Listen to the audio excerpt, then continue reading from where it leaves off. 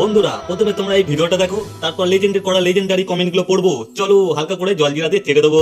বাংলাদেশের বাইক বেশ মনে ধরেছে টিম ডেভিডের। প্রায় মিনিট 20 ধরে বাইক চালান তিনি।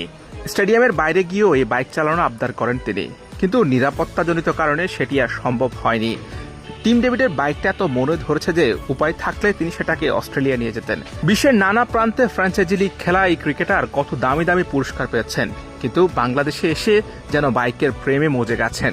तो चलिए शुरू करते हैं। ও তোর কানে কানে আইসা তো ডেভিড এই কথা কইছে। ওটা বাংলাদেশের বাইক, বোকাচ্ছোদা বলছে কি? বাইকটা ইন্ডিয়া থেকে বাংলাদেশে যায়। बात तो सही है। মন গড়া গল্প সাজিয়ে বলা শুরু করে দিলেন। আর কি सर क्या बात है सर, क्या बात, ये बात है। তেলটা কি তানিক ইকবাল দিয়েছে নাকি? যত সব পাগল চোদা নিউজ।